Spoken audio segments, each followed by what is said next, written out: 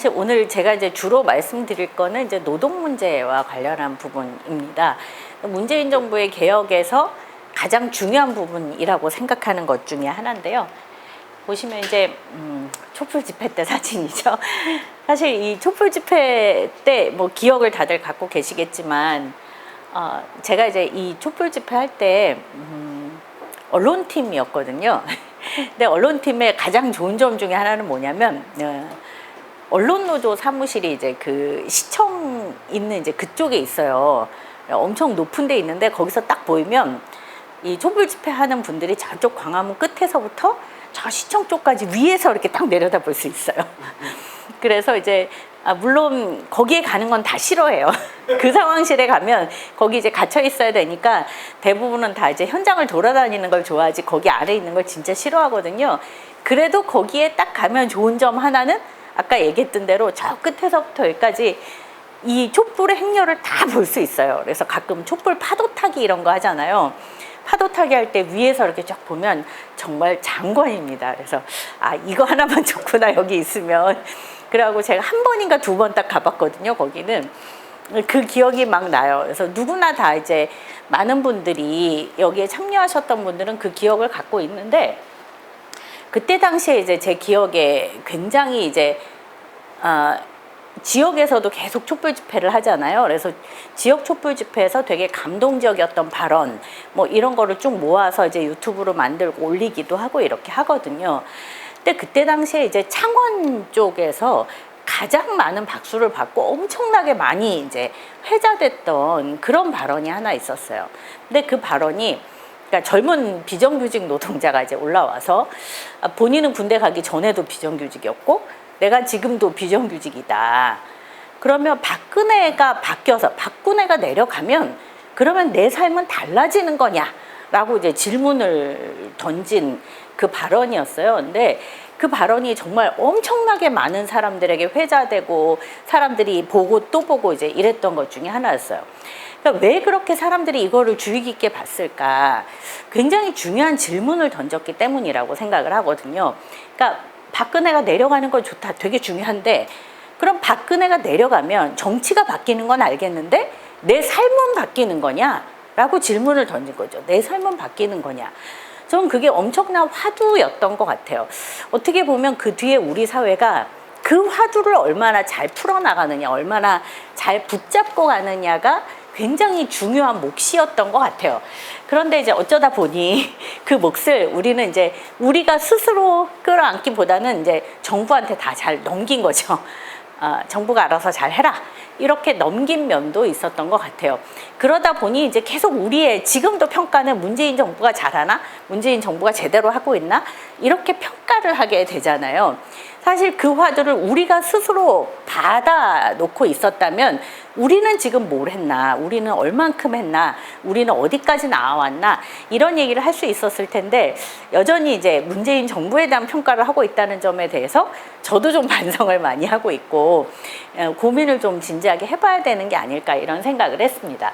그런데 확실히 좀 달라진 점은 많이 있는 것 같더라고요. 이렇게 제가 K-방역 이렇게 얘기했는데 뭐 해외 언론이 주목한 K-방역 이렇게 얘기를 하지만 나름대로 그러니까 엄청나게 독재적인 것도 아니고 그렇다고 완전히 풀어놓는 것도 아니면서 어느 정도 방역에 성공한 이제 좀 몇 안 되는 케이스다 이렇게 막 세계적으로 칭찬을 많이 받는다고 하잖아요. 물론 이제 아직 끝난 게 아니기 때문에 어떻게 될지 알 수 없지만 그래도 뭔가 예전과는 좀 다른 것 같다. 이런 위기 상황을 대하는 방식이 그런 생각이 들었어요.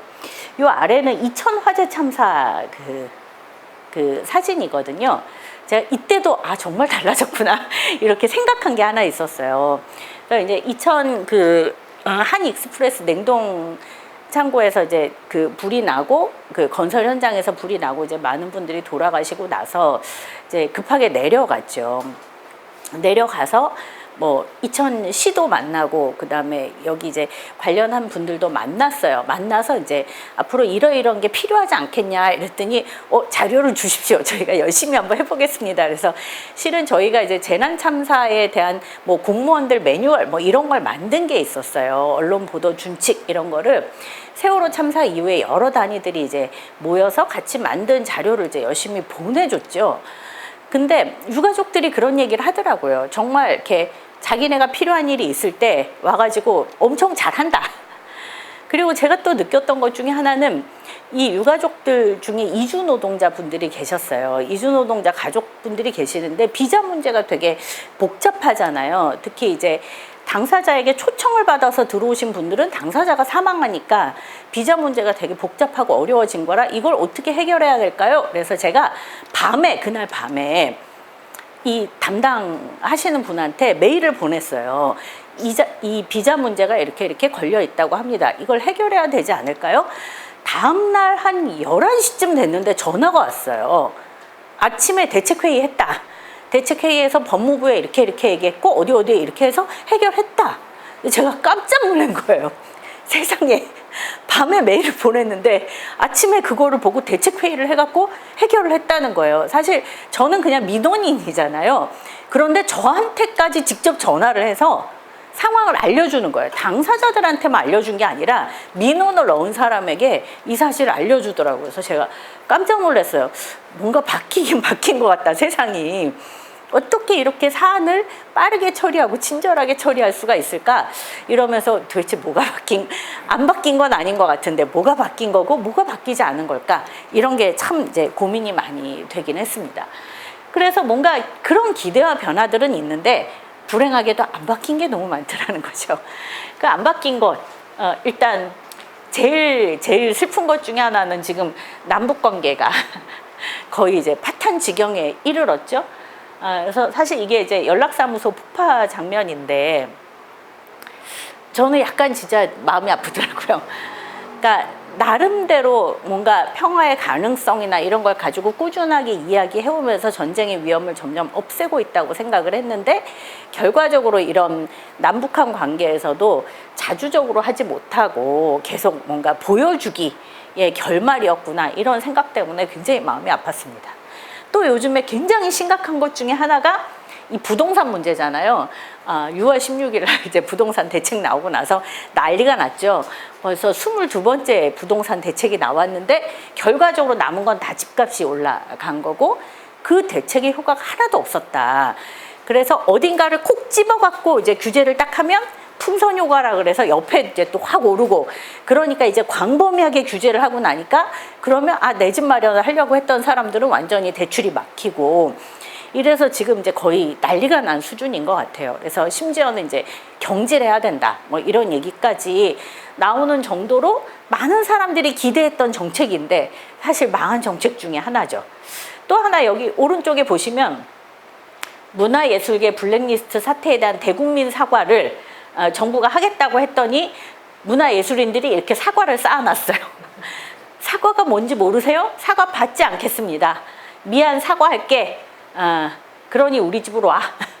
이렇게 한다고 해서 되는 게 아니다. 사실 문화예술인들이 사과하겠다는 거에 대해서 항의하면서 이제 주는 거죠. 왜냐하면 적폐청산을 한다고 얘기를 했지만 실은 그 적폐 세력들은 여전히 굉장히 중요한 직위에 있고 책임자들 제대로 처벌하지 않고 그리고 문제를 당했던 당사자들이 다시 복원되지 않는 이런 현상을 보면서 문화예술인들이 우리는 그런 사과는 받을 수 없다 라고 얘기를 하고 있어요.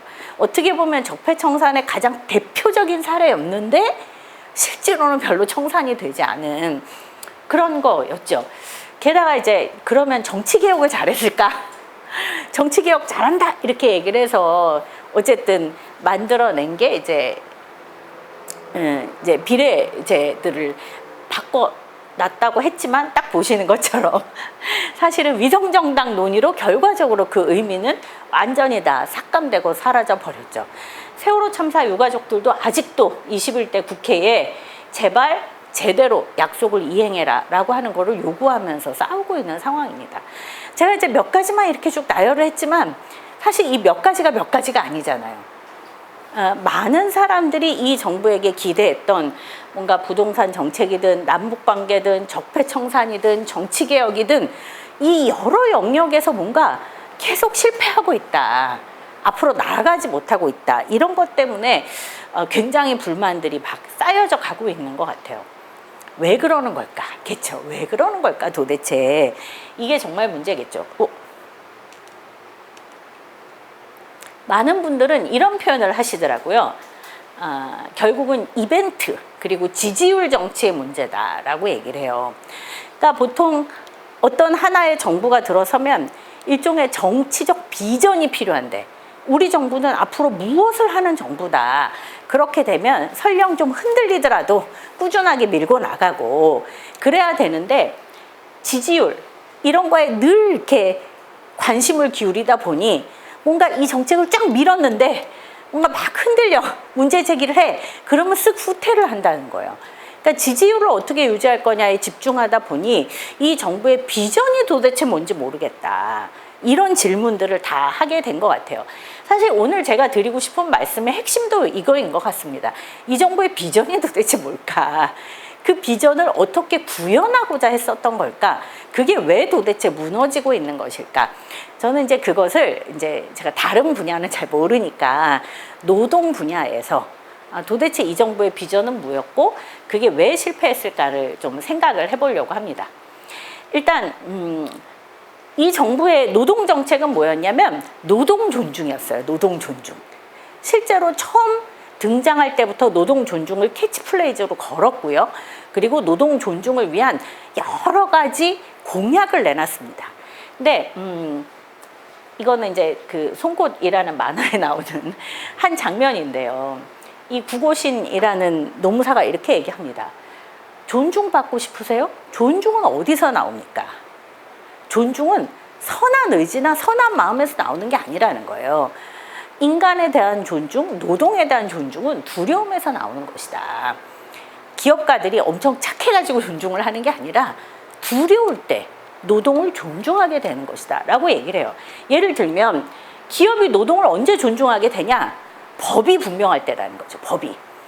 제가 예전에 이제 독일에 계셨던 분이랑 뭐 이제 이런저런 얘기를 하다가 독일은 그래도 나름대로 기업가들이 뭔가 잘 지키려고 하는데 한국에 오면 똑같은 독일의 기업이라고 하더라도 왜 한국에 오면 이런지 모르겠다 이렇게 얘기했더니 그분이 이런 얘기를 하시더라고요. 독일 연구자이시던데 독일은 법에 안 된다 이러면 안 되는 거라는 거예요. 끝. 안 되는데 했어 그럼 처벌이라는 거예요. 그런데 한국의 법은 안 된다 이렇게 해놓고 밑에 단 뭐뭐 하면 된다. 단 이런 경우는 뭐뭐 하지 아니한다. 단서 조항이 늘 붙는다는 거예요. 쉽게 얘기하면 빠져나갈 구멍을 다 만든다는 거죠. 그러니까 겉으로 보기에는 법이 엄격해 보이는데 실제로는 엄격하지 않다. 단이라는 걸 붙이면 누가 권한을 갖냐면 관료들이 권한을 갖는다는 거예요. 이 법을 해석하는 사람들이 권한을 갖는다는 거죠. 이를테면 산안법 같은 거, 산업안전보건법 같은 게 너무너무 규제를 많이 한다는 거예요. 완전히 규제를 많이 하고 그런데 이것을 해석하는 근로감독관의 권한이 너무 많다는 거예요. 그러니까 잘 보이면 빠져나갈 수 있고 아니면 처벌받고 사소한 거 하나 이제 예전에 제주에서 이민호 군 사망했을 때 보니까 거의 한 뭐 수백 가지의 법률 위반이 나오더라고요. 수백 가지는 아니고 100몇 가지의 법률 위반이 나와요. 그렇게 법률 위반을 많이 합니다. 아주 작은 것부터 큰 것까지. 그런데 평소에는 별로 관심이 없어. 감독기관이. 그러다가 문제가 생기면 이제 가갖고 하나하나 막 끄집어내면 이제 한두 끝도 없이 많이 나오는 거죠. 이런 식으로 법이라는 게 매우 엄격해야 되는데 그렇지 않다는 거예요. 그러니까 기업들이 별로 두려워하지 않는다는 거죠. 특히 이제 돈이 있고 로비를 잘할 수 있는 기업들은 별로 두려워하지 않는다. 법이 엄격해야 되는데 그렇지 않다. 또 여론이라는 것도 기업들은 되게 중요하잖아요. 그런데 그래서 독일은 저 기업이 나빠? 그러면 진짜 망한다는 거예요. 그 연구자 분의 표현인데 독일은 저 기업이 문제다 이러면 그냥 망한다는 거죠. 근데 한국은 그래 삼성은 진짜 문제지. 삼성은 어떻게 그렇게 노조도 막 탄압하고 진짜 경영 승계를 하려고 그렇게 어떻게 국민들의 돈을 빼먹을 수가 있어? 그런데 핸드폰은 너무 좋아 라고 생각을 한다는 거예요. 그러니까 사실 여론도 엄격하지 않다는 거죠. 여론이 뭔가 엄격해야 일터의 변화도 생기는데 법과 제도가 그렇지 않고 여론이 그렇지 않고 또 정부의 태도도 늘 왔다 갔다 한다는 거예요. 그리고 이게 또 변화가 이루어지려면 노조의 힘이 필요하다는 거죠. 노조의 힘이 강력해서 이런 변화를 만들어야 되는데 그럼 결국 노동 존중이라는 게 뭐냐는 거예요. 정말 노동 존중을 해야 되겠다라고 정부가 마음을 먹었으면 이거는 그 노동 존중을 하게 하기 위한 기반을 만드는 것이었어야 된다는 거죠. 기반. 근데 정말 이 정부는 그런 기반을 만들었냐라는 거예요. 그런 기반을 만드는데 노력했냐. 불행하게도 별로 그렇지 않았다는 거죠.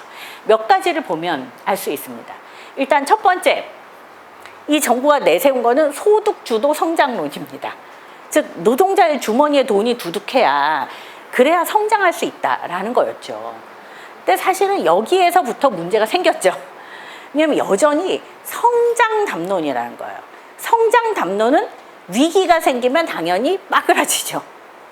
그래서 지금 코로나19 위기가 딱 닥치니까 소득 주도고 뭐고 간에 지금 난리가 나잖아요. 여전히 성장에 관심을 갖고 있는데 그 성장을 어떻게 시킬 거냐. 노동자 주머니에 좀 돈을 두둑하게 해서 열심히 소비를 하게 해서 성장을 하게 하자라고 하는 거였어요. 그런데 이제 이 부분이 여러 정책에서 후퇴를 거듭하다가 작년에는 드디어 입장이 바뀌었죠. 경제 활력 제고라고 하는 것으로 실제 앞에 내건 캐치프레이즈가 바뀌었습니다. 우리 경제가 너무 활력이 없다.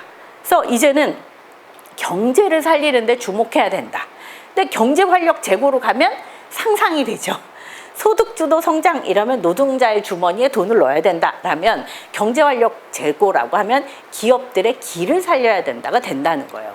그러니까 결국은 너무 쉽게 한 정부의 정책의 방향이 쑥 바뀌어버린 거죠. 그런데 이 표현은 이렇게 하더라고요. 아니 우리가 경제활력을 제고한다는 게 노동 존중을 안 한다는 뜻은 아니다. 노동 존중은 계속하는 거다라고 계속 주장을 하면서 노동 존중이라고 표현했던 그 정책에 입각하여 굉장히 많은 제도를 만들어냈고 굉장히 많은 정책들을 시행했습니다. 그 첫 번째가 일단 최저임금이었죠. 사실 이 최저임금만 생각하면 열받습니다. 저는. 처음에 정부가 최저임금을 1만 원, 2020년까지 1만 원 하겠다 이렇게 얘기했습니다. 원래 올해는 다 최저임금이 1만 원이어야 돼요. 제 아들이 이제 아르바이트를 하는데 1만 원을 주더라고요. 거기가 깜짝 놀랐습니다. 그래갖고 와 진짜 1만 원을 주는 데도 있구나. 심지어는 주유도 줘요. 심지어 밥도 줘요. 그래갖고 제가 우리 아들한테 너는 절대 어디 가지 말고 반드시 여기서 끝까지 일을 해라. 아니 요즘 세상에 1만 원 주고 주유도 주고 그 단시간 노동자한테 1만 원 주고 주유 주고 밥까지 주는 데가 어딨냐. 그래갖고 제가 막 붙잡아 놓고 있으면서 아니 노동운동을 한다는 사람이 이런 얘기를 하고 있으니까 나도 참 한심하다 이런 생각을 하긴 했지만 진짜 굉장히 놀라운 일이었어요. 원래는 2020년에 다 이걸 받았어야 된다는 거예요. 정부가 굉장히 호기롭게 최저임금을 올렸죠. 처음에 이제 16% 이상을 확 올립니다. 그러면서 실제 굉장히 많은 사람들이 기대를 했어요. 그런데 이렇게 기대할 때 저는 사실 굉장히 걱정했습니다. 제가 왜 걱정을 했냐면 최저임금을 1만 원으로 올려야 된다고 얘기할 때 노동계에서의 기본 원칙은 뭐냐면 최저임금 단일 사안이 아니었다는 거예요. 그러니까 정부는 최저임금을 올리는 게 되게 중요하다고 생각을 했죠. 왜냐하면 소득주도 성장을 하려면 그리고 노동 존중을 하려면 아래를 끌어올려야 된다라고 생각하는 거예요. 진짜 중요한 일이죠. 이건 노동계도 마찬가지라는 거예요. 아래를 끌어올려야 된다. 그런데 문제는 아래를 끌어올리면 당연히 영향을 받는 많은 문제들이 생겨요. 왜냐하면 우리 사회는 애초부터 최저임금을 받을 수밖에 없도록 설계돼 있다는 거거든요. 뭐 예를 들면 프랜차이즈 같은 경우도 자영업자들이 훨씬 더 오랜 시간 일합니다. 실제로 훨씬 더 오랜 시간 일하고 소득도 되게 낮아요. 왜냐? 프랜차이즈 원청과의 관계에서 너무 많은 수탈을 당하거든요. 임대료도 되게 비싸거든요. 전기료도 심지어 엄청 많이 내야 되거든요. 이렇기 때문에 이 말 그대로 프랜차이즈 이 기업들은 작은 대리점들은 어쩔 수 없이 노동자들을 최저임금을 줄 수밖에 없는 조건에 자꾸 놓여요. 게다가 일자리가 없으니까 자꾸 퇴직해갖고 치킨집을 차리잖아요. 경쟁도 되게 치열해지잖아요. 그러니까 또 최저임금을 줄 수밖에 없어요. 저희들끼리 농담처럼 했던 얘기가 있어요. 뭐 공부를 열심히 한다. 좋은 대학을 들어간다. 대기업을 간다. 퇴직한다. 치킨집을 차린다. 공부를 열심히 안 한다. 일반 회사를 들어간다. 퇴직을 한다. 치킨집을 차린다. 공부를 아예 안 한다. 공장 들어간다. 돈을 모은다. 퇴직한다. 치킨집을 차린다. 저희가 이제 농담처럼 그런 얘기하면서 그 얘기를 했더니 그 몇몇 여성분들이 그런 얘기를 하더라고요. 공부를 열심히 한다, 대학을 간다, 결혼한다, 아이를 낳는다, 콜센터에 간다. 공부를 대충 한다, 뭘 한다, 결혼한다, 콜센터에 간다. 뭐 이런 얘기들을 하시는데 결국 이제 그런 것처럼 굉장히 경쟁이 치열하니까 실제로는 자영업자들이 먹고 살기가 되게 어려워요. 먹고 살기 어려우니까 당연히 최저임금 이상을 줄 수 없이 최저임금으로 간신히 버티는 생태계가 이미 다 만들어져 있는 거예요. 중소하청업체들도 마찬가지잖아요. 말 그대로 대기업에 제가 9차 하청까지 봤어요. 하청에 재하청에 재하청에 재하청으로 내려가면서 견딜 수 없는 상태에서 최후로 최저임금을 줄 수밖에 없는 생태계가 이미 만들어져 있어요. 그런데 최저임금을 대폭 올려요. 이 얘기는 뭐겠어요? 실은 이 한계 상황에 처해 있는 이 기업들을 그러면 우리는 어떻게 대응하겠다는 전망이 필요한 거죠. 여기에는 저희가 최저임금을 대폭 올려야 된다고 얘기했던 건 뭐냐면 그래 최저임금을 너무 조금 받으니까 많이 올리자는 뜻이 아니라 물론 당연히 그것도 있지만 그것만이 아니라 최저임금을 줘야만 유지될 수밖에 없는 이 한계 기업의 상황들을 이 구조를 바꾸자는 의미이기도 했다는 거예요. 그래서 그러면 최저임금을 올리려면 어떻게 해야 되냐? 이게 세트로 늘 제기했던 게 있잖아요. 최저임금 올리려면 임대료도 건드려야 되고 최저임금을 올리려면 원하청 불공정 거래를 건드려야 돼요. 그래서 그거를 건드리겠다라고 하는 걸 작심하고 이를 통해서 구조를 바꾸겠다고 마음을 먹어야 최저임금을 올릴 수 있는 거예요. 그래서 저희는 이게 1차 방정식이 아니다. 2차 방정식, 3차 방정식 되게 복잡하다라고 얘기를 했는데 이 정부는 최저임금을 쏠랑 올렸어요. 쏠랑 올렸는데 당연히 난리가 나죠. 당연히 난리가 나고 막 문제 제기가 들어오고 심지어 최저임금 올린 그 몇 달 동안 경제지에서 최저임금 관련한 기사가 10,000건이 쏟아져요. 비판하는 기사가. 그러니까 어떻게 해요? 정부가 후퇴하죠. 후퇴를 하는데 이렇게 후퇴를 한 거죠. 쉽게 얘기하면 최저임금 계약에 대한 초간단 설명 이래서 이제 나온 건데 이제 스테이크가 1인분에 150g이에요. 너무 배가 고파. 우리 식당에서 1인분에 150g 주는데 너무 조금 주는 것 같아 라고 생각했어요. 그랬더니 식당에서 얘기합니다. 네, 앞으로는 1인분을 180g으로 올리겠습니다. 사람들이 와 신난다 이제 드디어 올렸구나 이렇게 얘기했어요. 단 이 각종 채소를 포함해서 180으로 올리겠습니다. 이렇게 얘기한 거예요. 쉽게 얘기하면. 그러니까 스테이크 고기의 양은 하나도 달라지지 않은 거죠. 채소만 포함해서 180g이 된 거예요. 실제로 최저임금의 산입 범위를 계약을 했잖아요. 옛날에는 최저임금이 8,300 얼마였는데 이게 기본급이었다는 거예요. 그런데 여기에 각종 수당을 넣어도 된다라고 얘기를 하니까 기본급이 5,000원으로 떨어져. 기본급이 5,000원으로 뚝 떨어지고 각종 수당을 여기다 붙여갖고 8,530원만 만들면 되게 돼버린 거죠. 그러니까 실제로 노동자들 중에 일부는 임금이 삭감되는 노동자들이 생깁니다. 실제 임금이 떨어졌다는 거예요. 최저임금이 올랐는데. 이런 일들이 벌어지고 나서 결국은 최저임금 인상률도 낮아졌죠. 그래서 지금 제일 큰 걱정이 올해 최저임금인데요. 올해 최저임금은 동결하면 선방하는 거다라고 얘기할 정도로 굉장히 심각한 상황입니다. 게다가 최저임금 동결론부터 시작해서 최저임금 결정 체계도 바꾸겠다고 얘기해요. 그래서 옛날에는 최저임금위원회에서 노사, 공이 합쳐서 최저임금위원회를 만들었는데 이제는 공익위원들이 모여가지고 전문가들이 모여서 구간을 딱 설정해 놓고 이번에는 여기에서 여기까지만 올립니다 라고 구간을 설정하면 이 구간을 갖고 논의해라 라고 얘기를 하는 거예요. 그 얘기는 뭐예요? 정부가 결정하겠다는 얘기인 거죠. 그리고 최저임금을 이전처럼 대폭 인상하지 않겠다는 표시를 하고 있는 거죠. 그래서 이걸 보면서 아니 진짜 이상하잖아요. 그래서 다들 이걸 주었다 뺏는 최저임금이라고 얘기를 해요. 근데 단지 이거는 핵심은요. 주었다 뺏었다는 게 핵심이 있는 게 아니에요. 주었다 뺏으면 어떤 일이 벌어지는지 아세요? 힘이 없는 노동자에게 더 큰 피해가 갑니다. 실제로 최저임금을 이렇게 계약을 하게 되면요, 산입 범위를 계약하려면 취업 규칙을 변경하는 거거든요. 불이익하게. 노조가 없는 노동자들, 힘이 없는 노동자들은 이렇게 된다는 뜻입니다. 노조가 있거나 힘이 있는 노동자들은 이거를 막겠죠. 결과적으로는 격차가 또 벌어진다는 거예요. 정부가 나름대로는 하겠다 이렇게 얘기를 했다가 갑자기 후퇴를 딱 하는 순간 실제로는 격차를 더 벌리는 그런 상황이 발생하는 거죠. 즉 말로는 노동 존중이라고 얘기했는데 현실에선 그렇게 되지 않았어요. 왜 그럴까? 저는 되게 궁금했어요. 이 정부가 도대체 왜 이렇게 후퇴한 걸까? 아까 말씀드렸던 것처럼 이 정부는 최저임금을 말 그대로 구조를 바꾸는 문제로 생각하지 않았다는 거야. 그냥 불쌍한 비정규 노동자들에게 임금을 더 주는 걸로 생각한 거죠.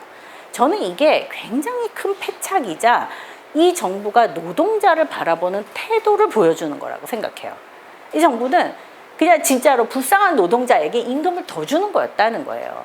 우리는 그게 아니라 최저임금을 줄 수밖에 없고 최저임금으로 생계가 불안정하게 만드는 지금의 원화청 왜곡된 구조를 바꾸는 계기로 삼자라고 주장을 했는데 이 구조는 별로 고려하지 않고 그래 얘따 하나 더 줄게 라고 얘기했다가 막 반대하니까 후퇴하는 그런 모습이었다는 거죠. 결과적으로는 이 정부가 구조에 대한 이해가 없었구나 라는 게 가장 큰 고민이었습니다. 두 번째는 말과 내용이 다른 정규직 전환 정책이었다는 거예요. 이 정부가 이제 크게 몇 가지 내건 노동 존중 정책 중에 제일 큰 정책 중에 하나였잖아요. 이게 첫 번째가 최저임금 1만 원이었고 두 번째가 공공부문 정규직 전환이었습니다. 그래서 특히 이제 공공부문 정규직 전환은 그래 비정규직이 많으니까 너무 문제다. 그래서 민간은 우리가 할 수 없으니까 일단 공공부문부터 하자 해놓고 그 다음에 이걸 가지고 민간에게 좀 확장하는 방식으로 가자라고 얘기를 했어요. 취지는 되게 좋았죠. 그래서 저는 처음에 인천공항 찾아가서 얘기를 했던 바로 그날 사실 좀 이렇게 약간 뭐라 그러죠? 이렇게 전율도 있었어요. 와, 이건 정말 정책적으로 굉장히 큰 변화구나 라는 기대감이 있었어요. 그러면서도 살짝 걱정이 됐어요. 살짝 걱정이 돼서 제가 옛날에 썼던 페북을 다시 이렇게 뒤져봤거든요. 거기에 그렇게 써 있더라고요. 오늘은 정말 대단히 이제 큰 변화가 있는 날이다. 그런데 걱정되는 게 하나 있다. 혹시라도 이 정부가 정규직 전환한다고 하면서 괜히 또 무기계약 전환, 자회사 전환 이런 거를 하지를 않기를 바란다라고 썼더라고요. 제가 그날 보니까. 그랬는데 불행하게도 예측이 딱 들어맞아갖고요. 정규직 전환을 했는데 정규직 전환 대상이 전체 비정규직의 절반 정도가 됩니다. 전체 비정규직이 공공부문의 비정규직이 한 40만 정도라고 예측을 했고 근데 이것도 정확하지 않습니다. 왜냐하면요. 공공부문 비정규직 중에서 이를테면 이제 각종 위탁하는 사업들이 있잖아요. 요양보호사 분들이라든가 그다음에 사회복지시설이라든가 엄청 많이 위탁을 하잖아요. 그런 건 다 빼고 나면 한 40만 정도가 됩니다. 40만 정도 중에 절반 한 20만 정도가 정규직 전환의 대상이었어요. 이때 당시에 대상이었는데 그중 절반은 자회사로 전환하고 나머지는 무기계약으로 전환을 합니다. 실제로 정규직 전환한 데는 거의 없어요. 몇 군데가 있긴 하지만 실제로 거의 없다시피 합니다. 원래 1단계에서는 뭐 파견 용역 기간제 뭐 이런 거 하고 그다음에 이제 2단계 넘어가고 3단계는 원래 민간 위탁 파트를 정규직 전환하겠다고 했다가 그마저도 이제 포기하고 노동조건 개선으로 돌아섰죠. 그만큼 이제 정규직 전환이 가다가 말았어요. 현재도 굉장히 많은 비정규직 노동자들이 우리는 자회사 전환 거부한다 라고 얘기하면서 싸우고 있습니다. 심지어 자회사로 전환한 노동자들은 자회사를 용역자회사 이렇게 불러요. 용역업체랑 똑같다는 거야. 하나도 달라진 게 없어요. 그래서 이름이 그냥 용역자회사 이렇게 불러요. 자회사라고 이름만 바뀌었다라는 거예요. 근데 저는 이제 뭐 이 내용은 다 아실 테니까 중요한 건 그게 아니라 도대체 왜 이런 걸까라는 거예요. 왜? 아니 이 정부는 호기롭게 정규직 전환 하겠다 이렇게 얘기하더니 왜 이런 것일까라는 거예요. 그게 정말 고민이었어요. 그 이유를 곰곰이 들여다봤더니 큰 큰 이유가 두 가지가 있다는 거예요. 그 이유의 첫 번째는 뭐냐? 이 정부는 능력주의적 사고가 굉장히 강하다는 거죠. 여전히 그 능력주의 사고를 가장 적나라하게 보여주는 게 드디어 이제 공무원도 직무급 하겠다고 지금 이렇게 나섰잖아요. 그러니까 말 그대로 보통 이제 해외에서 직무급이라고 얘기할 때는 동일 노동 동일 임금을 관철시킨다라고 얘기를 해요. 직무급제를 통해서. 동일 노동 동일 임금이라는 건 뭐예요? 내가 뭐 예를 들면 독일 같은 경우에 꼭 독일이 좋다는 뜻은 아니에요. 독일 같은 경우는 내가 대학을 나오지 않아도 내가 열심히 현장에서 기술을 막 익혀요. 그럼 그 기술을 익히는 사람이 뭔가 이렇게 그 직무에 따라서 숙련도가 막 높아지면 마지막에 올라갈 때는 대학 교수보다 높은 임금을 받을 수 있어. 이 사람들은 다 이런 임금을 받을 수 있어. 그 다음에 대학 교수들도 이제 공부를 열심히 해가지고 높은 이제 열심히 이제 그 논문도 많이 쓰고 이러면 또 이제 높은 임금을 받을 수 있어. 그래서 이런 사람들은 다 이제 이런 루트를 다 통해서 이제 올라간다라는 거잖아요. 근데 한국에서의 직무급은 뭐예요? 대학 교수와 현장에서 기술을 익힌 사람들 사이에 위계가 있는 거죠. 그래서 현장에서 기술을 익힌 사람은 아무리 내가 죽어라고 노력을 해도 대학 교수 같은 임금을 받을 수 없게 만드는 게 직무급제잖아요. 그래서 한국에서는, 외국에서는 동일 노동 동일 임금을 위하여 직무급제를 만들었지만 한국에서는 다른 노동 다른 임금을 위하여 직무급제를 만든다라고 얘기를 해요. 즉 노동이 다르다라고 먼저 인식한다는 거예요. 그래서 노동 사이에 위계를 딱 둔다는 거죠. 위계. 그래서 이건 되게 훌륭한 일, 핵심적인 일, 중요한 일. 그 아래는 핵심적이긴 한데 별로 중요하지는 않은 일. 그 아래는 핵심적이지도 않고 중요하지도 않은 일.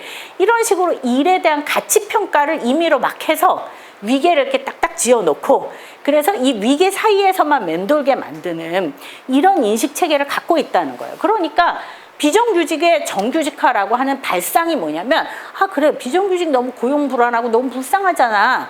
고용 안정시켜주자는 거였지 실은 정규직화 시켜주자는 게 아니었다는 거예요. 그래서 지금 정부가 굉장히 불만이에요.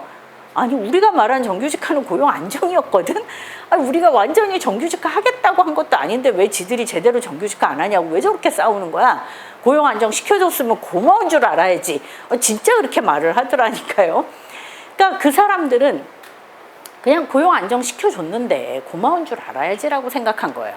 그런데 비정규직들의 마음은 뭐였어요? 단지 우리가 정규직이 되겠다는 게 아니라 공공부문에서 똑같이 공적 업무를 담당하고 있는데 누군가를 비정규직으로 만들어서 고용을 불안정하게 하고 그 공적 업무를 담당하는 노동자에게 권리를 부여하지 않는 게 문제인 거 아니냐. 이러니 공적 업무를 담당하는 모든 노동자에게 제대로 권리를 부여해라. 그게 바로 정규직화다라고 생각하고 얘기하고 있었는데 갑자기 위계를 딱딱 지어놓고 너는 평생 이 가치밖에 안 되라고 얘기하면 수용할 수 없다는 거예요. 완전히 다른 틀의 이해였다는 거죠. 즉 누군가는 능력주의적 사고였다면 비정규직 노동자 입장에서는 공적 업무란 무엇이어야 하는가에 대한 본질적 질문이었다는 거죠. 이 사이에 괴리가 되게 컸던 거예요. 그러니까 이 정부는 여전히 비정규직을 이제 이 정도 해줬으면 됐지로 사고했다는 거죠. 두 번째는 뭐냐? 저는 이 정부의 특징이 뭐냐고 얘기하면 제가 늘 하는 말인데 전문가주의다. 왜 놈의 전문가를 그렇게 좋아하는지 모르겠어요. 정말 뭘 해도 이거를 해도 전문가 저거를 해도 전문가 특히 노동 문제에서는 맨날 전문가를 불러요. 근데 노동 문제의 전문가는 저는 진짜 그렇게 생각합니다. 노동 문제의 전문가는요. 이 문제를 전문적으로 공부하는 사람이 전문가가 아니에요. 현장에서 자기 문제를 정확하게 이해하고 그것을 보편적인 방식으로 구현하려고 노력하는 사람들이 전문가들이거든요. 근데 그거를 들여다보지 않는다는 거예요. 그러니까 이 정부가 처음에 정규직 전환할 때 어떤 식으로 하냐면 제일 처음에 계약직들은 비정규 노동자들이 개입을 못해요. 그냥 알아서 이제 어떻게 정규직 전환을 할 것인가를 전문가와 회사가 알아서 결정해요. 파견 용역직의 경우는 노사전 협의체라는 걸 구성합니다. 노동자, 사용자, 전문가. 그런데 그래서 여기에서만 노동자가 개입할 수 있어요. 노동자가 개입할 수 있는데 노동자고 사용자 늘 똑같은 얘기 하니까 전문가들이 사실상 결정해요. 근데 이 전문가들은 누구냐? 정부가 전문가 풀을 만듭니다. 교수, 변호사, 노무사로 전문가 풀을 만들어서 명단을 딱 공개해요. 이 중에 몇 명을 이렇게 뽑아갖고 보내요. 뭐 여기에 논의할 때는 이 사람 3명을 보내고 저기서 논의할 때 이 사람 3명을 보내고 이런 식으로 중앙 컨설팅단이라는 걸 만들어 갖고 이 사람들을 뽑아서 보내거든요. 그래갖고 저희 이제 철폐연대 정책위원 하시는 분들도 중앙 컨설팅단에 들어와라 이러니까 이분들이 완전 다 열받아 갖고 우리가 거기를 왜 들어가냐 이래갖고 다 거부하고 이래갖고 나중에는 좀 한 명이라도 들어가시지라고 제가 막 째려보고 그랬어요. 근데 전문가들이 딱 가보니까 평상시에 그 고용 조건이나 구조에 대해서 잘 아는 게 아니잖아요. 그러니까 노조가 있는 데들은 좀 다르죠. 노조가 있는 데들은 노조가 아니 저 사람들이 얘기하는 거 거짓말입니다. 실제로 이렇습니다. 이런 정보를 막 줘요. 그럼 전문가들이 판단할 수 있는데 대체적으로는 안 그렇잖아요. 노조가 별로 없거든요. 그러면 어떻게 해요? 회사가 와가지고 아 이건 그래도 상시 업무 아니에요? 아 그건 당신이 몰라서 하는 얘기인데요. 그건 이런 거예요. 그러면 말을 할 수가 없다는 거예요. 결과적으로는 다 회사가 시키는 대로 결정이 됐죠. 그러니까 이제 결국 이 사단이 난 거예요. 그나마 노동조합이 있는 데들이 끝까지 저항하고 싸우는 방식이었던 거죠. 이런 걸 보면서 아, 이 정부는 말로는 정규직 전환이라고 했지만 실은 아, 너네는 고용 안정 시켜줄게. 이 정도에서 만족해 라고 하는 거였고 애초에 사고방식이 달랐다. 그리고 노동자들의 목소리를 들으려고 생각하지 않았다. 노동자들은 전문가가 대신하는 것. 그러니까 끊임없이 노동자들을 대상화했다는 거예요. 저는 이게 굉장히 큰 문제 중에 하나였다 생각을 합니다. 또 하나는 이 정부가 또 가장 크게 강조했던 게 ILO 핵심 협약 아닙니까? ILO 핵심 협약이라는 게 뭐예요? 국제노동기구가 반드시 국제노동기구에 가입한 곳이라면 반드시 비준을 해야 되는 것을 핵심 협약이라는 이름을 붙였습니다. 다른 거 안 해도 좋으니까 이건 반드시 해 라고 얘기한 게 핵심 협약이에요. 그런데 한국은 핵심 협약에 진짜 핵심적인 조항들을 비준을 하지 않았죠. 그게 바로 노동권이잖아요. 노동자들의 노조할 권리에 대한 조항을 비준하지 않았습니다. 그래서 그거를 비준해라 이렇게 얘기하니까 이제 문재인 정부가 노동 존중의 핵심적인 원칙으로 ILO 핵심 협약을 비준하겠다라고 이제 큰 소리를 딱 쳤죠. 아직도 비준 안 했죠. 아니 지금 3년 됐는데 아직도 비준을 안 했어요. 말이 안 되잖아요.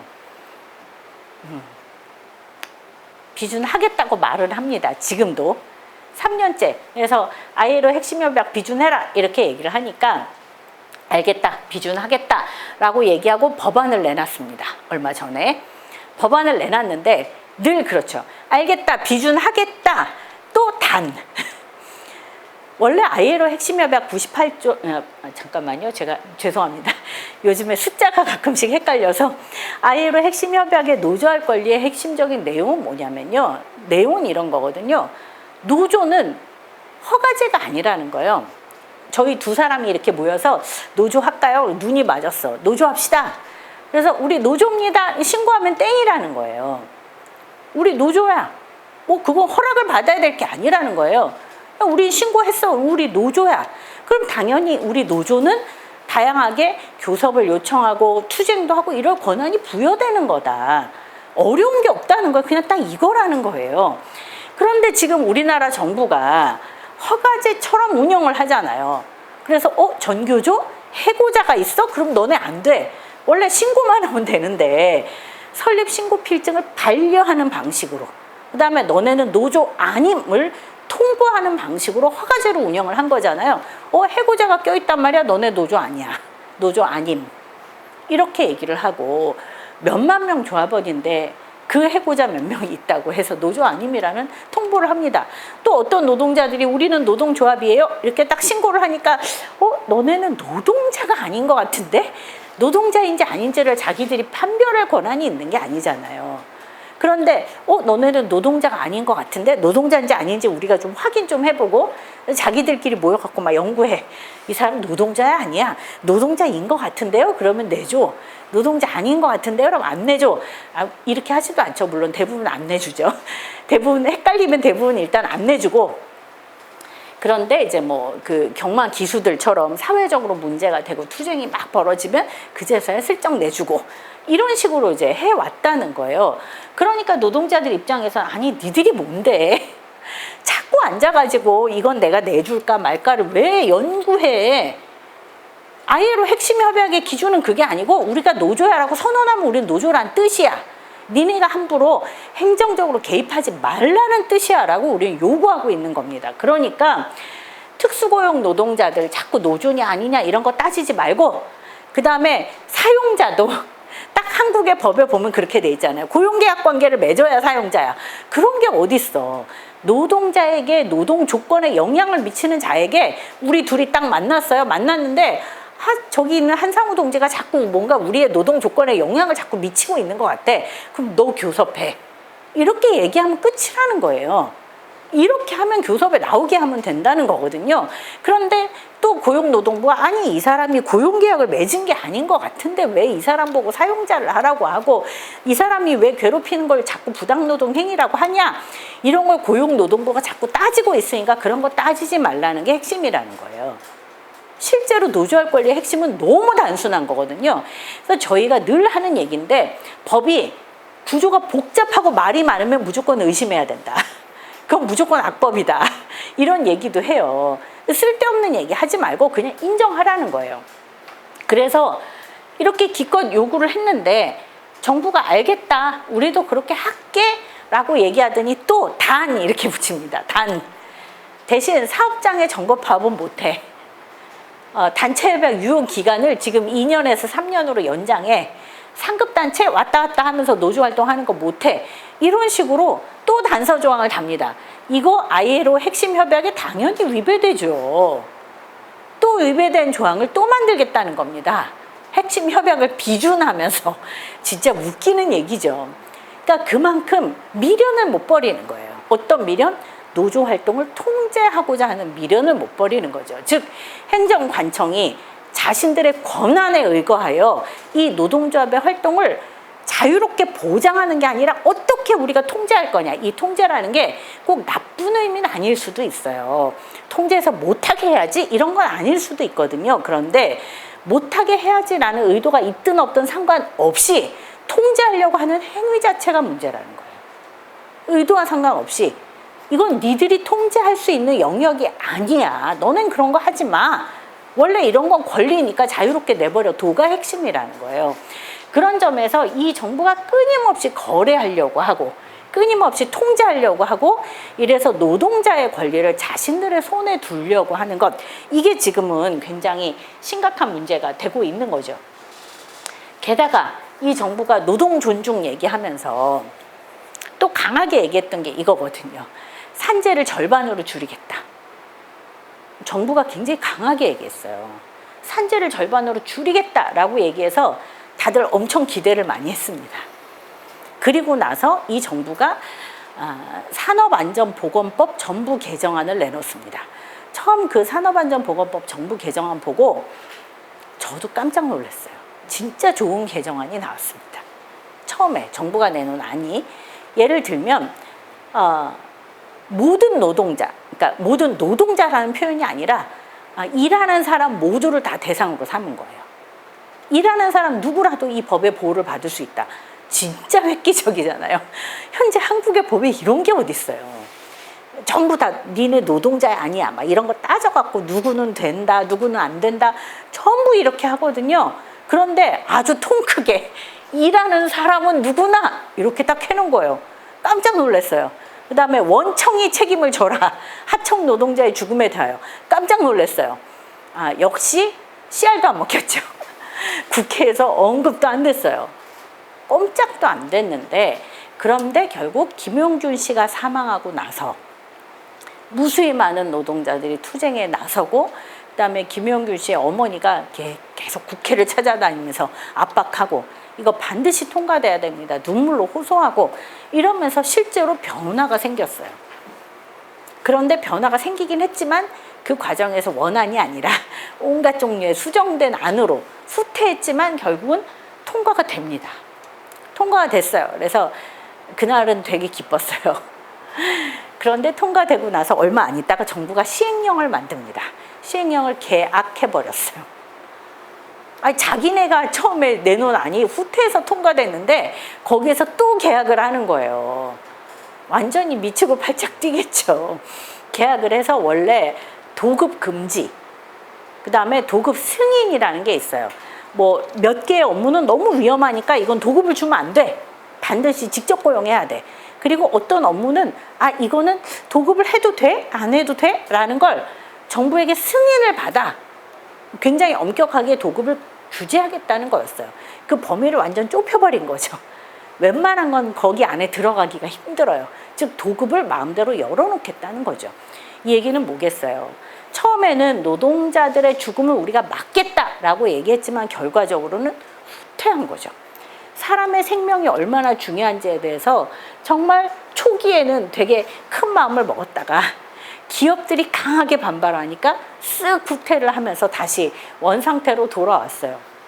그래서 여기에 보시면 이게 좀 잘 안 보이는데 시행령 개혁에 대해서 왜 산안법 시행령을 개혁하냐를 갖고 지금 투쟁하는 내용 사진이고요. 좀 흐릿하게 나오긴 했습니다.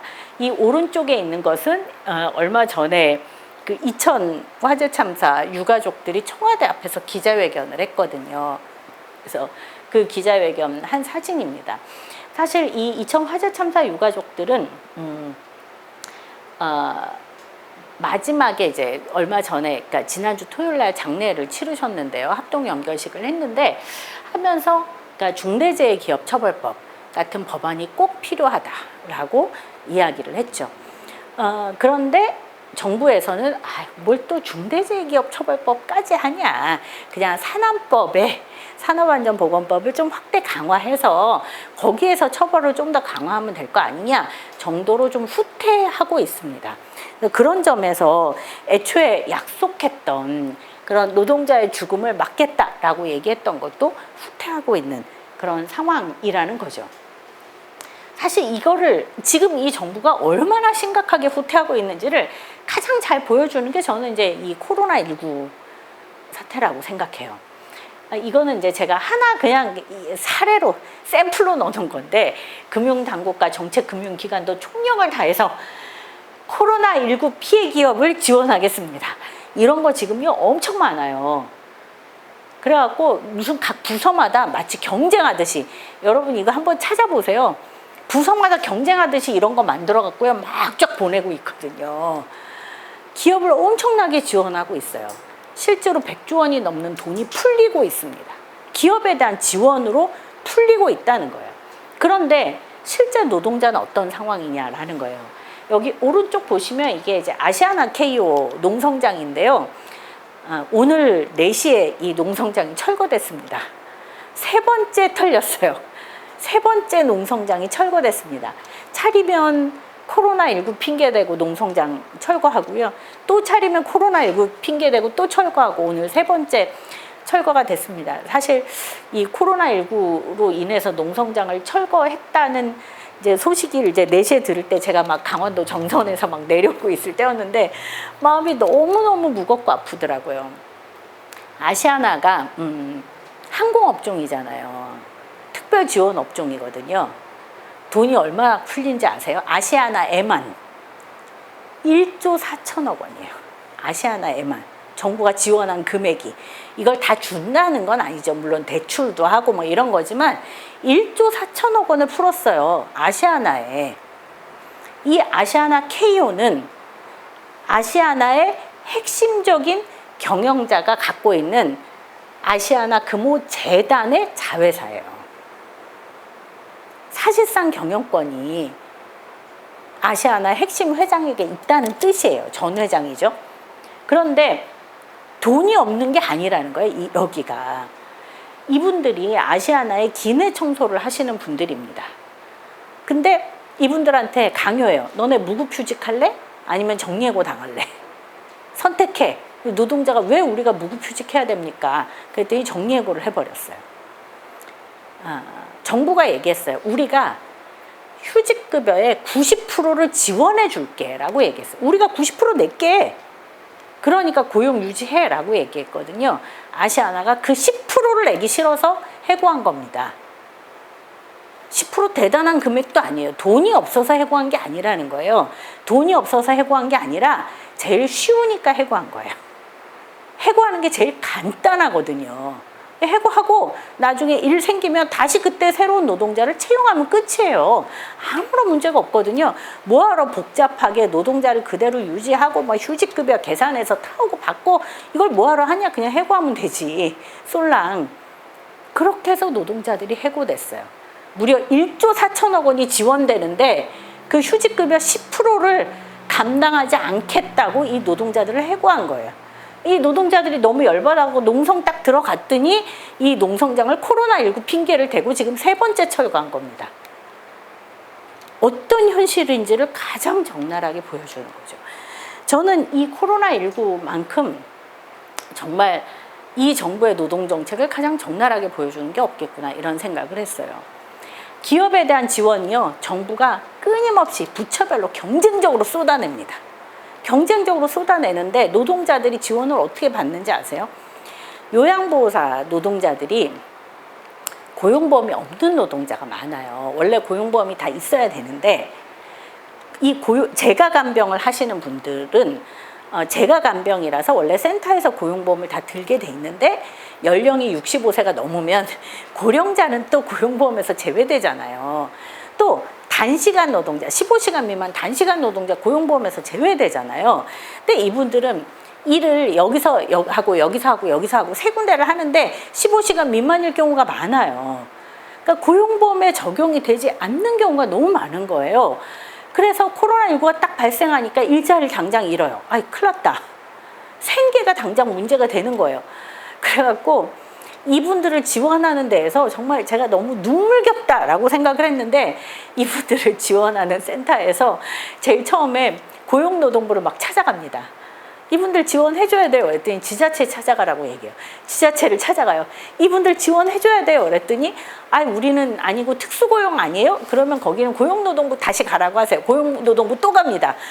이번에 특수고용 지원하기로 했다면서요. 이 노동자들도 고용보험에 해당 사항 없으니까 해주세요. 그랬더니 우리는 특고만 취급합니다. 단시간은 딴 데로 가세요. 이렇게 얘기를 한 거예요. 그래갖고 또 지자체 찾아갑니다. 제발 좀 어떻게 해줘요. 우리 돈 없어요. 여가부 가보세요. 여가부 갑니다. 복지부 가보세요. 복지부 갑니다. 지자체 가보세요. 결국은 서울시가 일부 지원했어요. 결국은 이분들이 거기 가갖고 바지가랭이를 붙잡고 안 그러면 당장 사람 죽게 생겼거든요. 제가 정말 이게 무슨 눈물 나는 상황이냐. 어떻게 해서든 지원을 받아보겠다고 여기저기 뛰어다녀요. 지금 다 이러고 있어요. 특고 지원한다고 할 때도 이 특고 단위들이요. 말도 못하게 뛰어다니면서 정부가 특고를 해주겠다라고 얘기하고 고용노동부로 갔죠. 예술인도 해주겠다고 했죠. 진짜 제가 너무너무 열받는데 예술인 자격 인정받는 게 어찌나 하늘의 별 따기인지요. 말도 못하게 이상한 서류들 내라고 하고요. 서류 갖다 내면 자기들 멋대로 막 표시해갖고 이거는 미비했으니까 철회 이런 거 하고 있어요. 여기 샛별 씨도 계시지만 아마 그거 받으려면 얼마나 속 터지는지 잘 알고 계실 거예요. 전부 다 마치 내가 무슨 정말 여기저기 구걸하러 다니는 것처럼 그렇게 다녀야 간신히 받을 수 있을까 말까 하고 있는 상황에 기업에 정말 수십조씩을 막 퍼주고 있습니다. 진짜 보면 굉장히 열받고 있죠. 그래서 이런 걸 보면서 이 정부가 위기의 상황에서 노동자를 어떻게 보고 있는지, 기업을 어떻게 보고 있는지 이런 거를 참 이렇게 정확하게 알 수 있구나. 결국은 노동 존중이 실은 아니었다는 거예요. 아까 말씀드렸듯이 왜 이러는 걸까? 도대체 왜 이랬던 걸까? 노동 존중하겠다고 했는데 왜 이런 걸까? 이런 게 고민이었어요. 아까 말씀드린 것과 되게 비슷합니다. 이 정부는 기본적으로 노동에 대한 인식이 부재하구나라는 걸 알게 됐어요. 노동이라는 게 어떤 건가? 노동이 도대체 뭘까요? 실제로 굉장히 많은 정부의 관료들은 노동을 통해서 사회가 어떻게 유지되고 노동자들이 안정되고 노동자들이 자율성을 갖는 게 사회를 어떻게 변화시키는지에 대한 이해가 없어요. 노동은 늘 기업에 종속된 존재예요. 인식의 체계 자체가 그렇다는 거예요. 그러니까 머릿속에는 늘 기업밖에 없는 거예요. 기업을 살리면 노동자도 사는 거고 기업이 활성화되면 노동자의 일자리도 늘어나는 거라고 생각을 하는 거예요. 실은 두 가지가 다를 수 있다는 인식을 갖고 있지 않아요. 그 노동 그 자체에 대한 인식이 되게 부족하거나 노동 자체에 대한 철학이 없다는 거죠. 저는 그거를 굉장히 많이 느끼게 됩니다. 또 하나는 정치의 책임이 뭔지에 대해서 이해가 없어요. 노동자들이 지금 이런 상황에 처하게 될 때는 정책의 영향이 대부분입니다. 노동자들이 왜 코로나19로 이 상황에 처하게 됩니까? 비정규직이기 때문에 그래요. 플랫폼 노동이 확장됐기 때문에 그래요. 특수고용 노동이 확장됐기 때문에 그렇습니다. 그 특수고용 노동자들은 왜 권리의 사각지대가 됐죠? 그동안 노동자들이 그렇게 요구했는데 특수고용의 노동자성을 아직도 인정하고 있지 않기 때문에 그렇습니다. 그동안 정치가 스스로의 책임을 지지 않고 끊임없이 노동자들을 권리의 사각지대로 내몰았기 때문에 지금 이 상태가 된 거예요. 그러면 정치에 대한 책임이 있어야 된다는 거예요. 아, 코로나19 상황에서 노동자들이 이렇게 된 것은 바로 우리의 책임이구나. 그러면 이 문제를 우리가 정치적으로 어떻게 해결해야 되고 우리가 어떻게 책임져야 되는구나라고 생각해야 되는데 그런 인식이 없다는 거예요.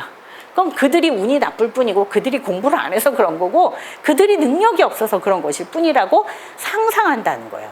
여전히 기업의 눈으로 노동을 바라보고 기업의 눈으로 세상을 본다는 거죠.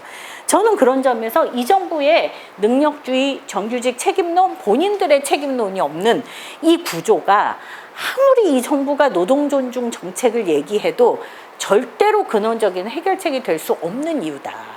그런 점에서 민주당 정부와 우리는 아예 이렇게 커다란 심연이 있구나. 완전히 다른 길이구나. 라는 생각을 진짜 많이 해요. 제가 최근에 이제 민주당 의원들을 많이 보게 되었습니다. 사실 좀 슬픈 일이지만 이재학 PD라고 청주방송에서 이제 PD로 일을 하다가 14년간 일을 하다가 해고당하고 근로자 지위 확인 소송에서 패소 판결을 받고 스스로 목숨을 끊은 노동자가 있었어요. 그 노동자가 사망하고 나서 이제 진상조사위원회 구성하고 진상조사위원회 구성된 것 때문에 이제 을지로위원회도 만나고 뭐 또 다른 사안 때문에 국회의원들 막 만나고 이러는데요. 진짜 괜찮은 사람들이 많이 있습니다. 정말 애정을 갖고 내가 이 문제 꼭 해결해 보고 싶어. 내가 도와주고 싶어 라고 생각하는 국회의원들 진짜 많더라고요. 민주당에도. 그런데 한참 얘기를 하다 보면 결정적으로 다르구나 라는 느낌을 받습니다. 그들은 비정규직이 늘 불쌍한 사람들인 거예요. 도와주고 싶은 거예요. 그 사람들이 권리를 빼앗기고 있는 사람이라고 생각하지 않아요.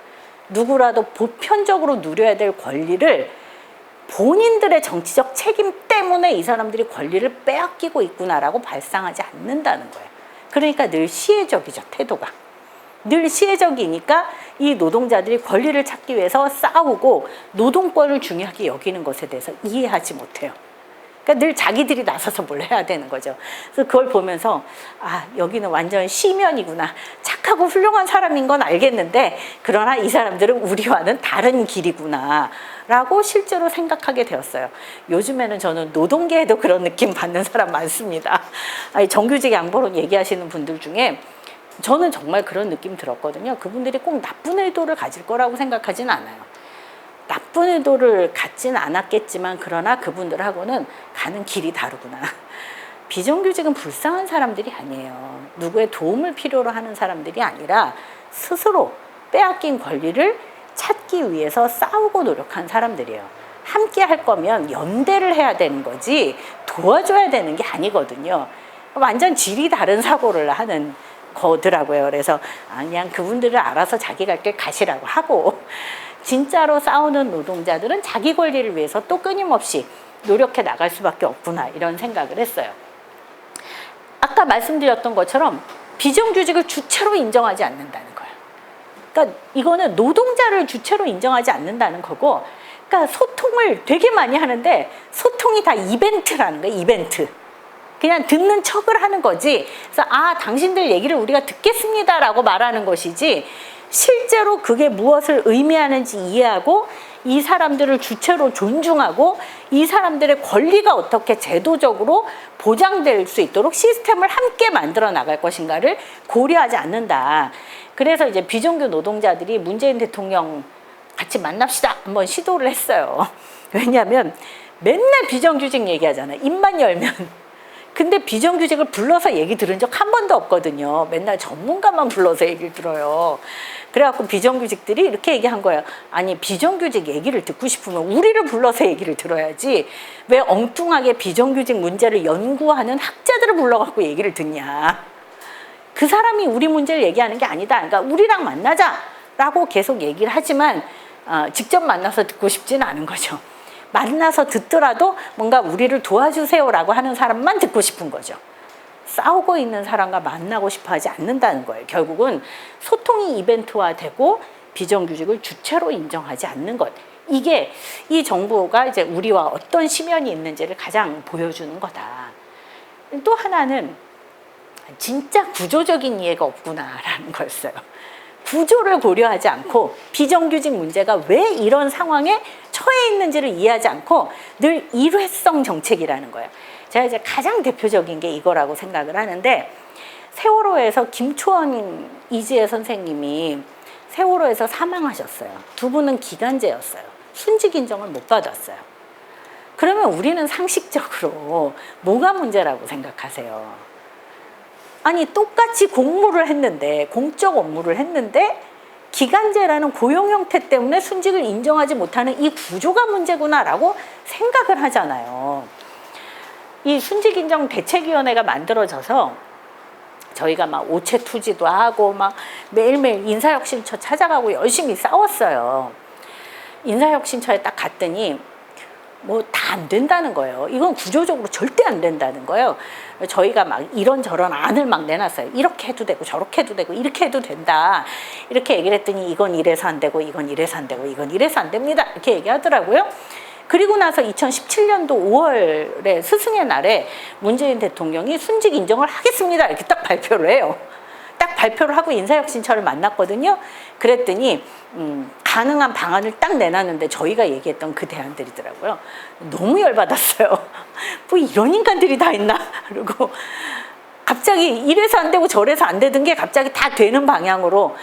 그런데 어떤 게 선택이 됐겠어요? 세월호 특별법을 딱 고쳐서 이 기간제 교사들을 인정하는 방식으로 된 거예요. 이건 뭐예요? 세월호 기간제 교사들만 순직 인정을 하겠다는 뜻인 거예요. 그래갖고 저희가 속이 완전 터졌어요. 이날 이제 마지막 순직 인정되고 나서 이제 감사 이제 기자회견을 하는 날이었는데, 사실 말만 이렇게 국민 여러분께 감사드립니다 하고 이날 성토 대회였어요. 아니, 우리가 언제 김초원 이지혜 선생님만 해달라 그랬냐? 똑같이 일을 하고도 순직 인정을 못 받는 무수히 많은 비정규직 노동자들, 공무직 노동자들의 순직을 인정하라는 뜻이었다. 우리 앞으로 이거 갖고 열심히 싸울 거다. 이렇게 이제 막 얘기를 했어요. 그리고 나서 청주에서 공무직 노동자 한 분이 비가 억수로 내리는 날 6시간 넘게 그 막 낙엽 같은 거 막 떨어지고 이렇게 묻고 이래서 이제 비가 넘치고 이러니까 그거를 6시간 넘게 청소를 하시다가 결국은 쓰러져서 사망하는 사고가 있었습니다. 이분도 역시 순직 인정을 못 받았죠. 그래서 지역에 있는 노동자들이 함께 힘을 합쳐갖고 싸우고 또 싸우고 또 싸우고 저희도 힘을 열심히 보태고 이래서 결국은 구조를 바꿨습니다. 그래서 정부가 그랬더니 엄청 잘난 척하면서 이렇게 썼더라고요. 공무수행 중 사망, 신분에 관계없이 순직 인정 심사합니다. 이렇게 이제 잘난 척하면서 딱 올려놨더라고요. 그래서 제가 이거 보고 되게 기분이 나빴거든요.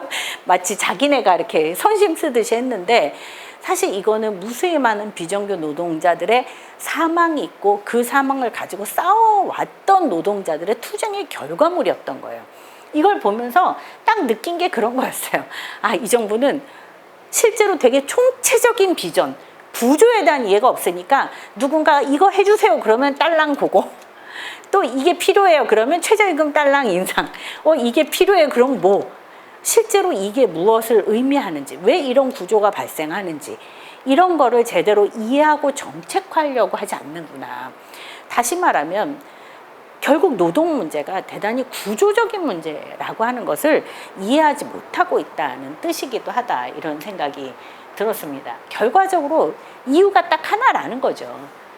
기반 자체가 재벌 대기업의 기반 위에 서 있기 때문이라는 거죠.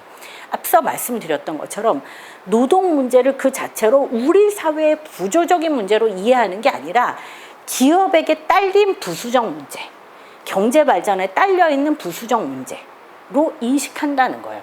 그래서 기업이 뭔가 경영이 잘 되면 알아서 해결되는 문제, 기업이 일자리를 늘리면 알아서 해결되는 문제, 기업이 잘 되면 해결되는 문제, 그러니까 기업을 잘 되게 하는 게 핵심이다라고 생각하는 그 발상 위에 놓여 있다는 거예요. 바로 그 발상이 기업들의 발상이죠. 물론 기업들의 발상은 아닙니다. 기업들은 속으로는 다 딴 생각하죠. 딴 생각하지만 늘 말하는 거는 그런 거잖아요. 즉 노동 문제에 대한 이해가 없는 것이다. 이게 이제 아마도 인도가 아니라 삼성공장 갔을 때, 이제 삼성공장 갔을 때 문재인 대통령을 쭉 만나갖고 이제 열심히 이렇게 설명하는 장면인데요. 저는 이런 게 되게 상징적으로 보여주는 거라고 생각해요. 이재용이 재판받고 있는 동안 무려 8번 만납니다. 문재인 대통령이요. 재벌 총수들 10번도 더 만났어요. 끊임없이 만나서 끊임없이 얘기합니다. 이것도 이제 재벌 총수들 줄줄이 만나갖고, 그다음 코로나19 문제 생겨 재벌 총수들 만납니다. 재벌 총수들 딱 만나면 뭐 해요? 재벌 총수들의 신원 해결하죠. 재벌 총수들이 지난번 얘기했던 게 코로나19 닥쳤어요. 굉장히 심각하게 문제입니다. 이거를 해결해 주세요라고 얘기했던 게 몇 가지가 있어요. 주 52시간 이거 예외 좀 넓혀달라. 또 하나는 그러니까 화관법, 그러니까 화학물질 관리에 관한 법들이 있어요. 그러니까 화학물질에 관련한 화관법, 화평법 이런 법들이 있는데 이 법의 규제를 완화해 달라는 거였어요. 이 법이 어떻게 만들어진 법이었냐면 구미에서 불산 누출 사고가 있으면서 무수하게 많은 지역 주민들이 피해를 입었어요. 가습기 살균제 피해 기억나시죠? 가습기 살균제 피해로 또 엄청나게 많은 사람들이 1,000명이 넘는 사람이 사망합니다. 이 어마어마한 참사인데 그래서 이제 정부도 야 이거 화학물질 관리를 제대로 안 하면 큰일 나겠구나 라고 해서 만든 법이에요.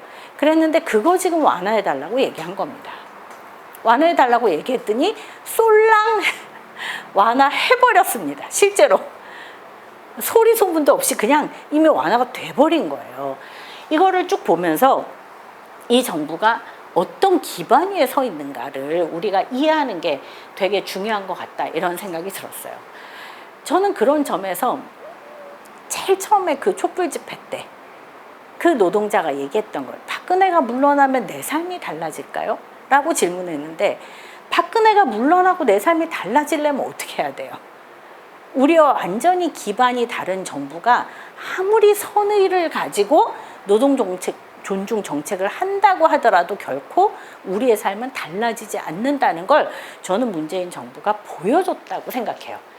그래서 결국 촛불을 이어가는 개혁은 가능한 걸까라는 질문을 던질 수밖에 없다는 거죠. 여기 이제 왼쪽에 있는 게 현대자동차 중국 공장인데요. 콘베어가 이렇게 가면 여기 작업하는 사람 보이시죠? 이거를 이렇게 작업을 하면 허리 아프고 목 아프고 하루에 8시간을 이걸 하려면 진짜 사람 죽겠죠? 허리 아프고 목 아프고 다리 아프고 이런 걸 근골격계 질환이라고 부르잖아요. 근골격계 질환이 산재 인정을 받은 거는요 20년이 채 되지 않았습니다. 이거를 산재 인정 받게 하기 위해서 어떤 노동자들은 감옥 가고 어떤 노동자들 크게 싸우고 그거를 통해서 간신히 근골격계가 산재 인정을 받아요. 우리 노동자들이 그동안 투쟁의 결과물이었어요. 그래서 드디어 이런 어려운 작업을 하는 사람도 산재 인정을 받게 되고 이런 어려운 작업을 하는 사람의 노동 조건이 개선됐어요. 진짜 훌륭했죠. 잘했죠. 그런데 이 오른쪽에 보세요. 오른쪽에 독일에 있는 한 공장의 사진입니다. 인체공학적으로 설계된, 다시 말하면 어떻게 해야 사람이 가장 편하게 일할 수 있는가를 연구하여 만든 공장이에요. 컨베이어 똑같이 하부 작업하는 거거든요. 컨베이어가 어떻게 가요? 이렇게 눈높이로 오다가 사람 앞에 오면 이렇게 돕니다. 가장 편한 자세가 어떤 자세인지를 연구해서 만든 거예요. 근골격계가 없는 공장이라는 거예요. 저는 그때 이 장면을 보면서 그런 생각을 많이 했어요. 우리는 늘 이런 고민을 하잖아요. 현실에서 노동자들이 너무 임금이 낮아? 너무 차별이 심해? 너무 많이 죽어? 이거 어떻게 개선할 거냐. 열심히 노력해요. 사실 그 점에서 정부도 노력을 안 한 건 아니에요. 그러나 앞서 말씀드렸던 것처럼 이거는 단지 그냥 우리의 현실을 근골격계를 당하는 거는 전제고 다만 근골격계 당한 사람이 산재 인정을 받는 것일 뿐이라는 거예요. 진짜 달라지는 건 뭐냐? 근골격계가 없는 공장이라는 거예요. 왜 우리가 일하는데 인체공학적으로 설계되면 안 돼? 왜 일하는데 사람이 반드시 이렇게 능력별로 나뉘어야 돼? 왜 일하는데 사람이 차별을 하지 않는 게 중요한 게 아니라 왜 사람들이 서로 존중되면 안 돼? 뭔가 이런 보다 근원적인 질문들, 우리 일터가 어떻게 바뀌어야 되는가? 이런 보다 근원적인 질문을 던지는 게 저는 촛불을 이어가는 개혁이다. 과거보다 조금 나아지는 게 중요한 게 아니고 그런 점에서 저는 우리 사회 전반이 권리를 중심으로 재구성되는 게 진짜 중요하겠다 이런 생각을 했어요. 이 권리를 중심으로 재구성된다는 건 쉽게 얘기하면 이런 거예요. 예를 들어 최저임금 이러면 우리는 최저임금 하면 제일 먼저 머릿속에 떠오르는 게 뭐예요? 기업들의 지불 능력이에요. 이 기업이 지불할 수 있어 없어? 이게 막 고민이 돼요. 권리를 중심으로 재구성한다는 건 이 돈을 가지고 과연 살 수 있어? 를 질문하는 거라는 거예요. 10,000원 갖고 살 수 있어? 209시간이면 209만 원이거든요. 209만 원이면 과연 사람이 인간답게 행복하게 살 수 있을까? 를 질문하는 거라는 거예요. 어떨 것 같으세요? 209만 원이면 행복하게 살 수 있을까요? 한상우 동지는 당연히 살 수 있지 이런 표정으로, 샛별 동지도 당연히 살 수 있지 이런 표정으로, 우리 앞에 계시는 동지는 그 돈 갖고 어떻게 살아? 라는 표정으로 알 수 없어요. 실제로 209만 원으로 사람이 행복하게 살 수 있는지 알 수 없습니다. 그런데요, 질문을 던져봐요. 행복하게 산다는 건 뭐죠? 한 달에 영화를 2번 보는 건가요? 3번 보는 건가요? 넷플릭스로 보는 건가요? 아니면 영화관 가서 볼 수 있는 걸까요? 1년에 여행은 몇 번 가야 행복한 걸까요? 외식은 몇 번 해야 되죠? 사실 몰라요, 우리는. 왜? 이런 논의를 한 번도 해본 적이 없거든요. 최저임금이 10,000원이냐 20,000원이냐가 중요한 게 아니고요. 사람이 행복하게 살려면 외식을 몇 번 할 수 있어야 돼? 사람이 행복하게 살려면 책은 몇 권 읽을 수 있어야 돼? 사람이 행복하게 살려면 경조사비에 이렇게 덜덜 떨지 않고 경조사비를 몇 번은 낼 수 있어야 돼? 사람이 행복하게 살려면 외국 여행은 몇 번 갈 수 있어야 돼? 이런 논의를 우리는 한 번도 사회적으로 하지 않아요. 왜? 그게 별로 중요하지 않거든요. 사람의 권리를 중심으로 한다는 것은 그런 의미라는 거예요. 우리가 최저임금이 얼마여야 되냐라고 물을 때 얼마다라는 액수가 중요한 게 아니라 최저임금이 과연 사람의 행복한 삶을 보장해? 행복하려면 도대체 우리 사회에 뭐가 필요한데, 이런 논의를 시작하고 이런 논쟁을 해보니까 그래, 적어도 한 10,000원 정도면 그래, 최소한의 행복은 가능할 것 같아 라는 사회적인 합의를 만드는 거거든요.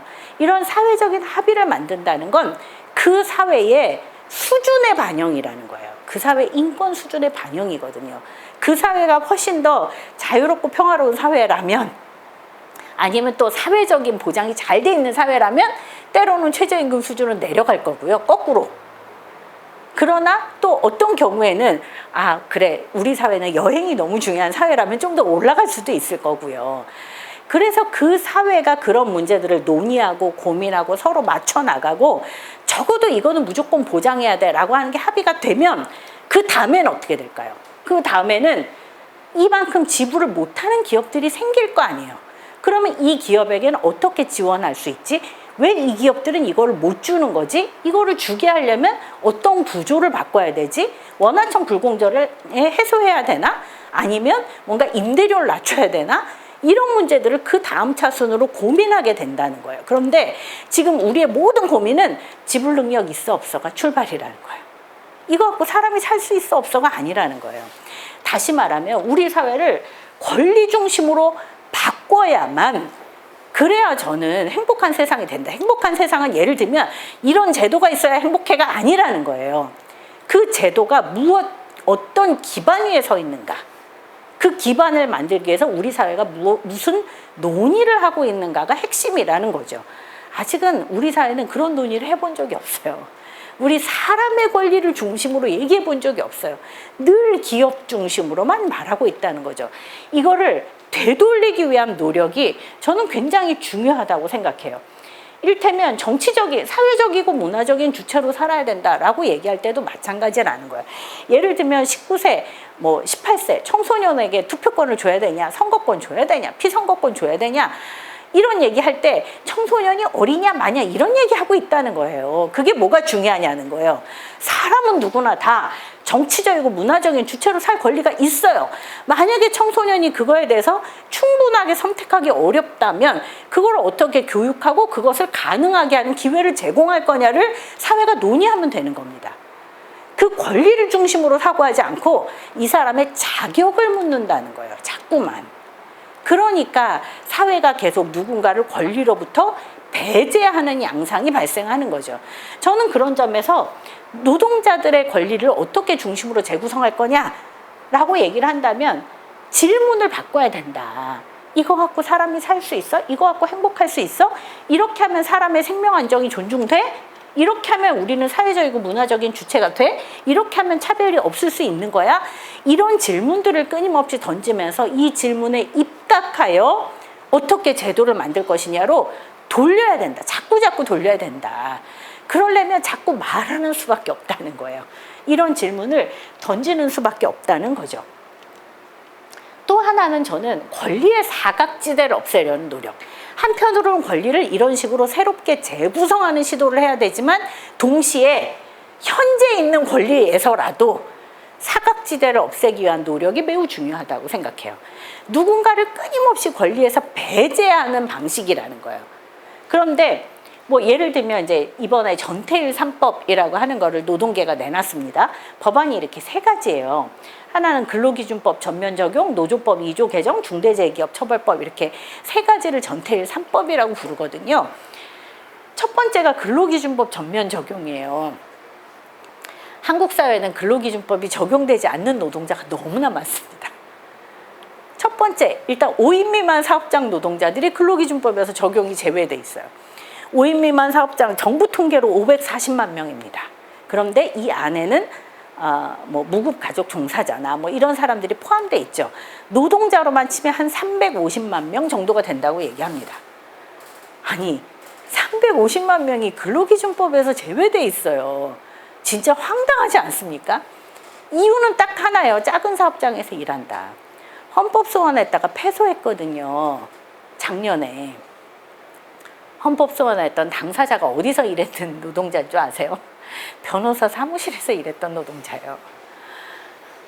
사업장이 영세해갖고 적용할 수 없답니다. 정말 미치고 팔짝 뛰겠죠. 단지 사업장의 규모만 가지고 노동자들의 권리를 배제하는 사회라는 거예요.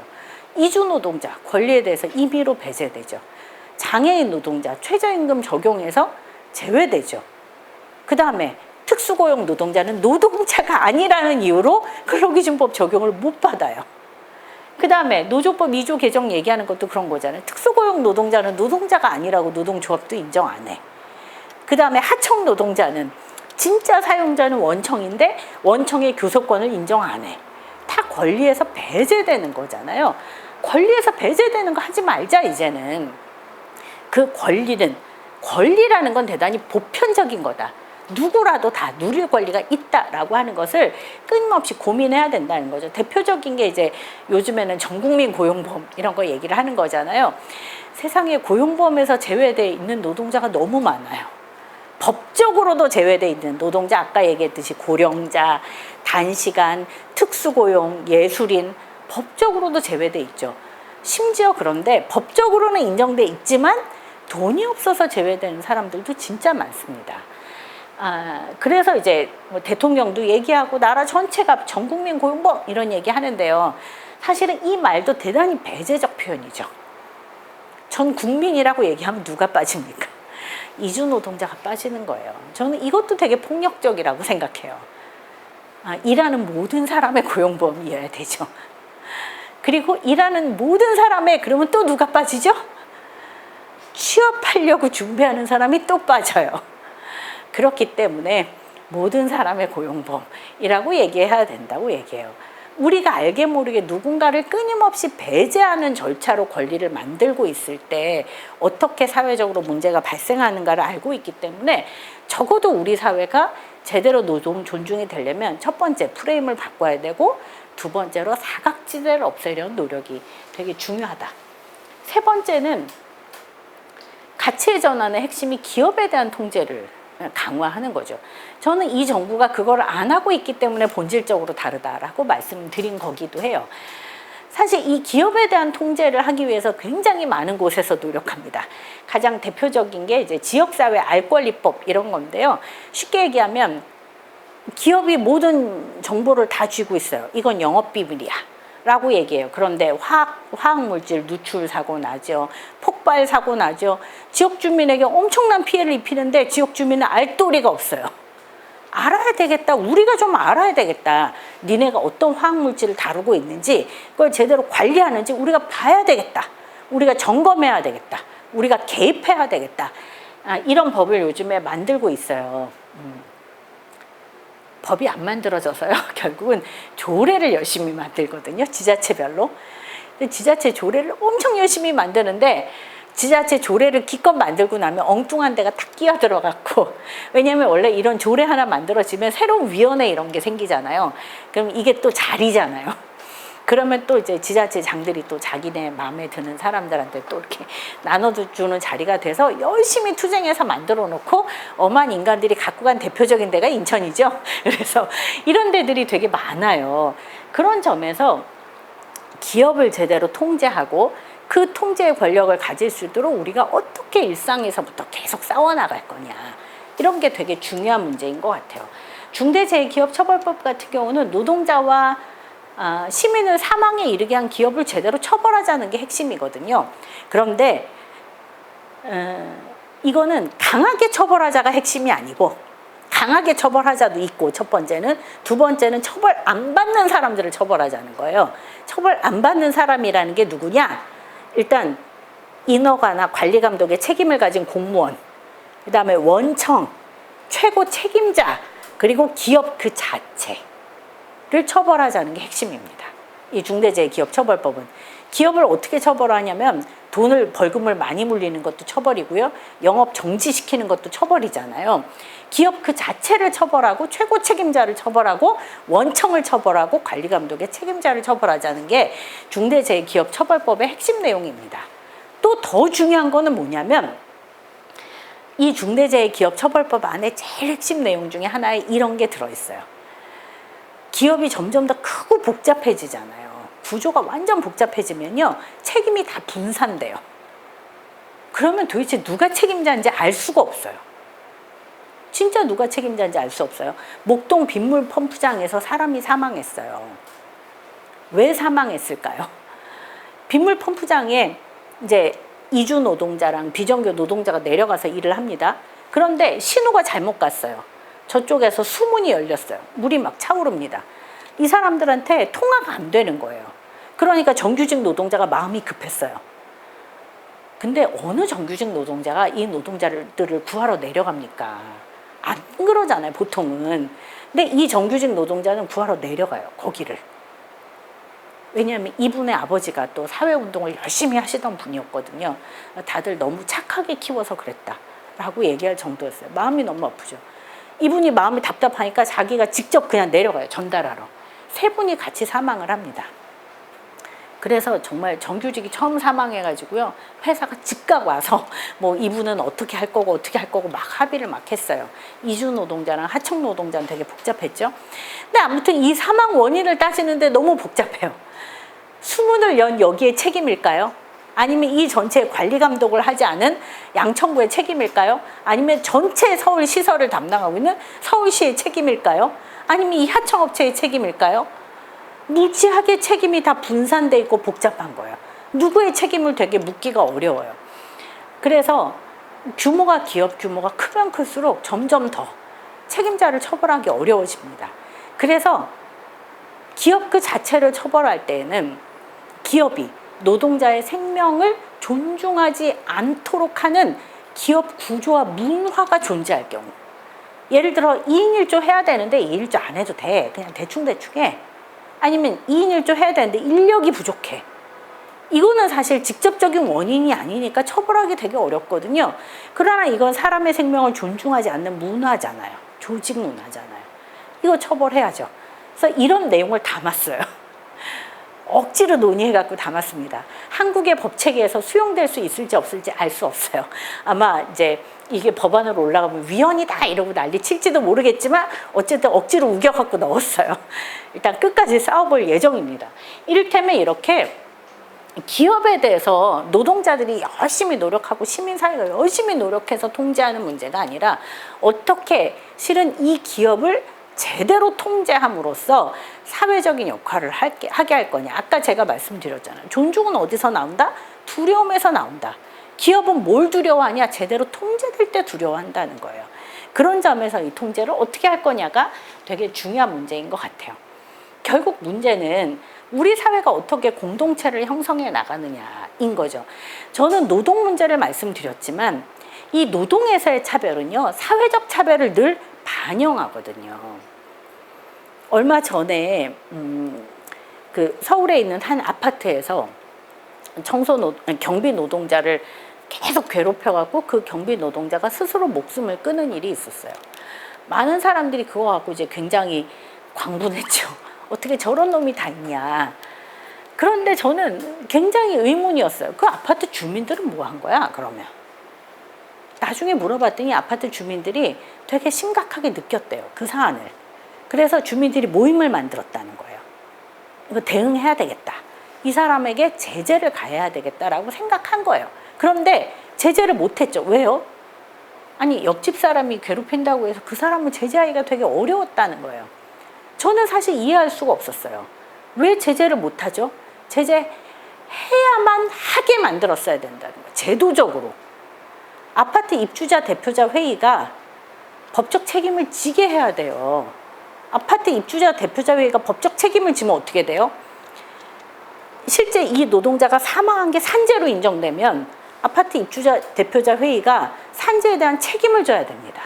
산재에 대한 책임을 져야 되면 노동자들이 괴롭힘을 당할 때 다른 입주자들이 야, 우리가 책임져야 되는데 너 왜 그래? 하지 마 라고 제재할 수 있는 권한이 생겨요. 이미 그렇게 구조를 만들 수 있는데 구조를 만들지 않으니까 마치 나쁜 개인의 문제인 것처럼 간주되잖아요. 결국은 이 아파트 주민들은 다 선한 마음을 갖고 있었지만 이 선한 마음이 핵심이 아니고 이걸 어떻게 제도화할 것인가의 문제였다는 거예요. 제도화하지 않고 선한 마음만 갖고 있으면 어떻게 될까요? 나이 많은 경비 노동자들은 늘 머슴 노동이 되는 거예요. 이 머슴 노동의 착한 주인들이 되는 것일 뿐이라는 거죠. 그런데 이게 제대로 제도화되면 어떻게 돼요? 경비 노동자는 경비의 업무를 하는 사람들이고 이 경비 업무의 사용자로서 서로 법적인 책임을 지면 되는 관계가 된다는 거예요. 그래서 결국 이거는 선한 마음의 핵심이 아니라 제도화가 핵심인데 제가 이 얘기를 하려고 했던 건 아니었는데 결국 왜 이 노동자를 이렇게 괴롭혀도 되냐. 말 그대로 이 노동자가 나이가 많은 고령 노동자고 경비 노동에 대한 사회적 인식이 차별적 인식이 반영되는 거죠. 결국은 우리 사회의 노동이라는 건 이런 끊임없는 사회적 차별 인식이 반영되고 거꾸로 이 노동에서 굳혀진 차별적 인식이 또 사회적 차별로 전환합니다.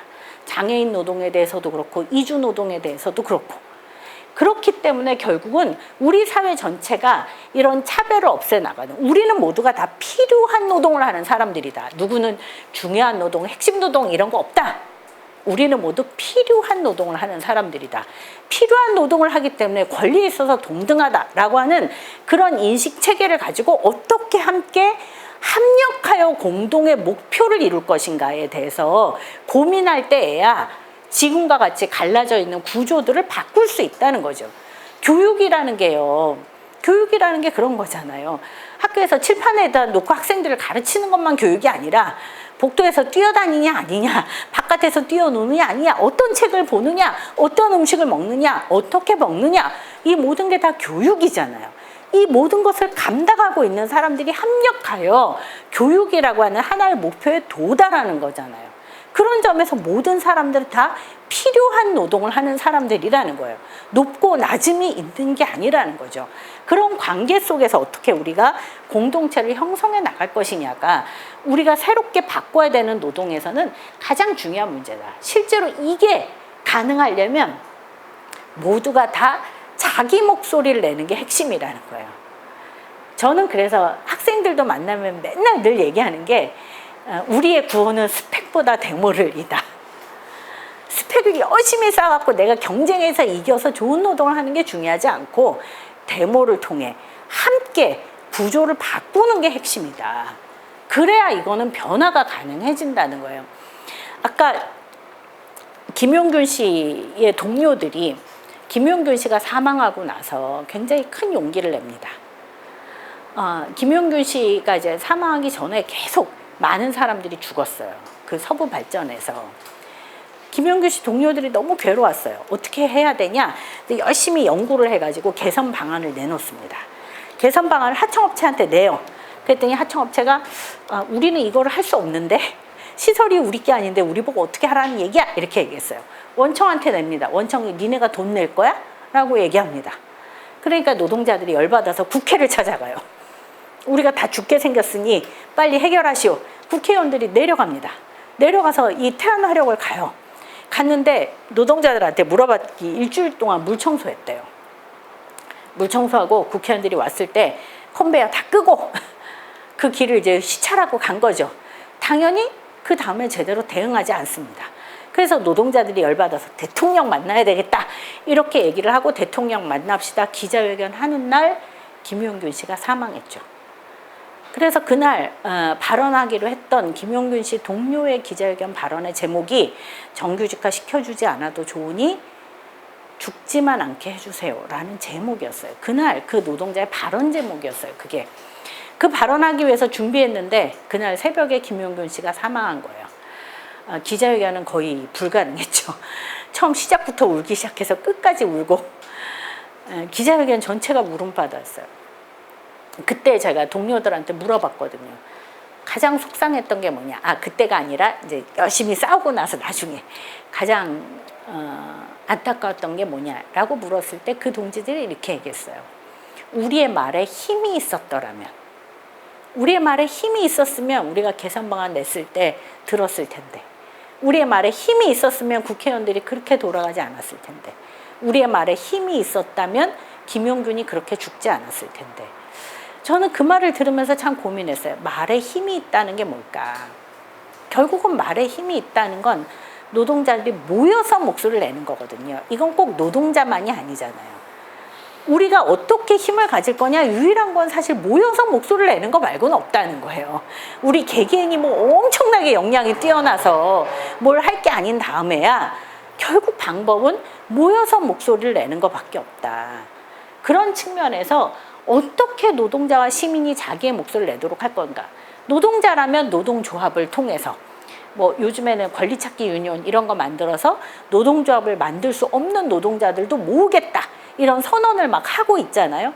그리고 시민들도 각종 모임을 통해서 어떻게 자기 목소리를 낼 거냐를 연구하고 토론하고 얘기하는 이런 사회가 됐으면 좋겠다. 그래서 저는 모임이 정말 한 100개, 1000개, 10,000개쯤 만들어졌으면 좋겠다고 생각해요. 더 많은 모임들끼리 각축도 하고 필요하다면 같은 의제를 가진 모임들이 또 뭉쳐서 큰 하나의 의제를 갖고 싸우기도 하고 이러면서 결국은 목소리를 내는 것만이 변화를 시키는 길이다. 결국 대리 정치를 넘어서는 방식이라는 거예요. 아까 얘기했듯이 우리는 계속 문재인 정부에 대해서 평가해요. 왜 우리는 아직도 문재인 정부를 평가하고 있는가? 왜 우리 스스로가 어디까지 와 있는가, 우리가 얼마나 많이 모였는가, 우리가 얼마나 많이 목소리를 냈는가, 우리는 얼마나 힘이 강해졌는가, 우리의 말에는 어떻게 힘이 생겼는가를 왜 우리는 말하지 못하는가. 저는 사실 그게 가장 마음이 아픕니다. 그래서 저는 이제 노동정책을 하나의 계기로 지금 문재인 정부의 3년을 평가하지만 우리한테는 그게 중요한 건 아닌 것 같다. 진짜 중요한 건 우리가 얼만큼 많이 모일 수 있는가, 대리정치를 스스로 넘어설 수 있는 힘을 가질 수 있는가. 그래서 노동자라면 노동자의 정치 세력화의 길을 찾고, 엄마들은 또 요즘에 정치하는 엄마들, 이런 여기가 아주 되게 세지 않습니까? 제가 이 정치하는 엄마들 분들을 요즘에 많이 만났어요. 왜냐면 제가 이제 생명안전 시민넷이라는 생명안전 단체를 같이 이제 공동대표도 하고 있는데, 정치하는 엄마들이 그 뭐 민식이법이라든가 이런 어린이 안전과 관련한 법, 그러면 머릿속에 민식이법만 딱 떠오르지만 실은 그 법만이 아니라 진짜 중요한 법안들을 엄청 많이 만들어냈거든요. 어린이 안전과 관련한 이 스쿨존, 이것만이 아니라, 예를 들면 이제 왜 그 아이들 노란 버스에서 안전벨트를 어떻게 매야 되는가, 옆으로 하나만 매면 되냐, 이렇게 삼식으로 매야 되냐, 이거 갖고 막 실험도 하고 이러면서 계속 끊임없이 이런 것과 관련한 안도 내고, 실제로 어린이 안전을 위한 굉장한 공헌을 해요, 이분들이. 그러니까 모여서 진짜 그냥 아이를 키우던 엄마들이 어느 날 이거는 안전하지 않은 것 같아 라고 생각할 때 모여서 다 같이 왕창 모여서, 아무것도 해본 적이 없는 분들이었지만 그래도 목소리를 내자, 그래서 어느 국회의원한테 가고 얘기하자 이러면 매일 그 국회의원한테 팩스 보내고 전화하고 막 문자 보내고 이런 걸 막 해요, 집중해서. 그 많은 분들이. 그 다음에 우리 국회 가서 얘기합시다. 우르르 몰려가고 그 보라색 옷 입고 우르르 몰려가서 또 막 얘기를 해요. 실제로 그러면서 굉장히 큰 변화들을 만들어내고 있습니다. 저는 보면서 깜짝 놀랐어요. 어떻게 보면 그런 자신의 목표를 향하여 어떤 구체적인 우리는 정치 조직이야 라는 이름도 갖고 있지 않고, 뭔가 이렇게 대단한 상근활동가 이런 걸 두고 있고 그런 것도 아니고, 그런 구조지만, 물론 상근활동가는 있죠. 근데 어쨌든 뭐 그런 사람들이 막 엄청 많아서 열심히 하는 이런 구조는 아니지만, 하나하나가 자기가 바라는 바를 위하여 모이고 목소리를 내는 그런 흐름들이 지금은 많이 만들어지고 있다는 거죠. 뭐 이제 이탈리아 같은 경우는 포데모스가 만들어졌다가 이제 집권 한번 하면서 완전히 망하는 길로 가고 있긴 하지만, 그러나 어쨌든 그런 새로운 변화들을 위한 노력을 끊임없이 기울여 나가고, 그런 힘들을 축적해 나갈 때 우리는 더 이상 누구에 대한 평가로서가 아니라, 그래 거기는 어떻게 가든 우리가 얼만큼 진전해 왔는가, 우리 사회 노동을 어떻게 변화시켰는가를 가지고 이제는 제대로 얘기할 수 있는 때가 오지 않을까, 그런 기대를 갖고 우리도 함께 그런 목소리를 내는 길들을 만들어 나갔으면 좋겠다는 생각입니다. 네, 함께 해주셔서 고맙습니다.